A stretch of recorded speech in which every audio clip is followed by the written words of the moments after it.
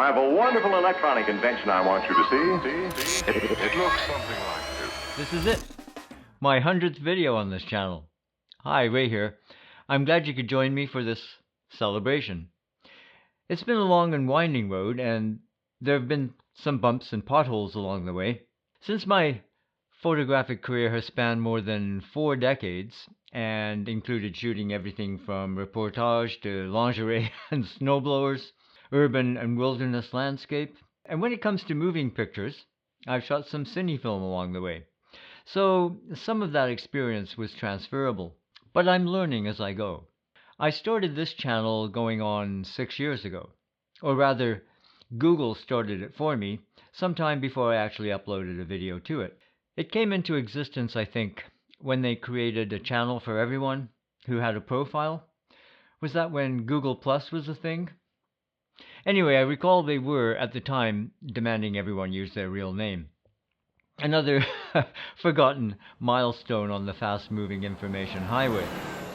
I already had a cycling-related channel, and I was using Vimeo as well, so I ignored this ready-made Raymond Parker channel until I decided to upload a winter solstice print draw video in late 2015. Of course, that was only of interest to participants. The next spring, I uploaded a matting and framing tutorial, which also saw little initial traffic until it took off, it was a year or so later. And it's just passed 33,000 views and still gets around a dozen views a day. There is a popular uploads playlist on my channel homepage if you'd like to check out some of my more successful videos, at least by view count. Anyway, it wasn't until the COVID pandemic gave me, like a lot of us, time to spare, and I thought, screw it, I'll show those buggers. And I set off after the holy grail of 1,000 subs and 4,000 watch time hours, the prerequisite for monetization, YouTube fame, and fortune. Now, I'm not advocating quantity over quality with this video. Admittedly, I have some content on this channel that doesn't exactly exhibit the quality I aspire to. Not just that I've improved skills since then, and I have, but where I missed the mark entirely. In particular, there's a group of videos I made during a 30-day photo challenge. I was pumping out every few days on the day I made them, and I was learning the rudiments of Final Cut Pro at the same time. They were good practice in that sense, and so speaking from that experience, I'd advise anyone in the same boat to keep pushing out videos and look at every one as part of developing your skills. But aim for something better each time. I'm going to delete some of those crap examples as I make the next few videos. They get like 0 views anyway. The algorithm, also known as my audience, has rightly deemed them unwatchable. Besides the experience accumulated with just doing it, whether shooting or editing these videos, there has been another investment in gear.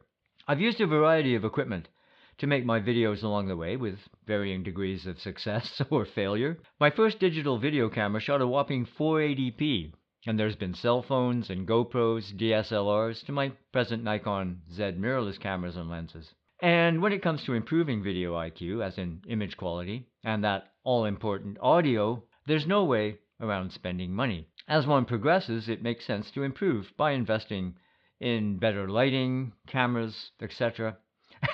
If you're not careful, this YouTube game can become a full-time job without the commensurate pay scale. But it can lead to opportunities. For instance, I've recently been approached by a couple of manufacturers and distributors of camera and video-related gear for collaboration. And I'll talk about that more in an upcoming video. It's no cakewalk to build a channel of any significance. After quitting every other day, I reached the 1,000 sub goal in January, and I crossed the 4,000 hour threshold at the beginning of June.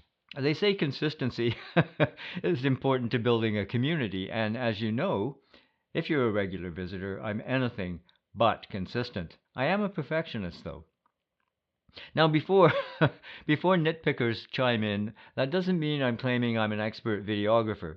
As I said, I'm learning as I go, but insomuch as I can see my mistakes, I try to get things right, which often means multiple reshoots. I'm not kidding. I think my record was like 6 reshoots of the A-roll for one video. No doubt other YouTubers, beginners and seasoned pros alike, can relate to the travails of running a home studio, from like low ceilings to the noise of passing traffic and backhoes. I just actually shut this down twice because some guy was banging away across the road on his pickup truck. Again, audio becomes one of the most critical production issues. There's a lot to learn as a one-man production team. And aside from my wife, Amanda, who deserves a lot of credit for holding reflectors, shooting B-roll of me wandering around streets and forests, and enduring my curses from studio and the editing room. In fact, for indulging my rocky photography career for 32 years now. And where would I be without you, my audience and community? You're the real reason that I carry on. You're why I plan the next video. Buy a new light. Check the comments for a question or suggestion.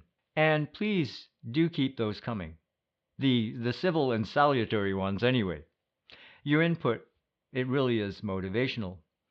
We're at over 2,700 subscribers now, and I owe a debt of gratitude to those who've lent encouragement along the way. Matt, I owe you one. I know I've learned a great deal from the wider YouTube community, from the kind of technical tutorials I try to produce, to the arcane workings of the YouTube algorithm. At the end of the day, it really is just about making content that keeps people watching. It's what YouTube wants, and I do too. And I'm happy with the mix I'm creating. And so are some of you, my regular viewers. I know some subjects will attract few views. This will be a throwaway. Unless you give it the old thumbs up. It really helps. And if you're new to the channel, maybe consider subscribing. If I'm honest, the least viewed videos are often some of my favorite subjects and prime social concerns. So I'll keep making those for myself and people who share my interests.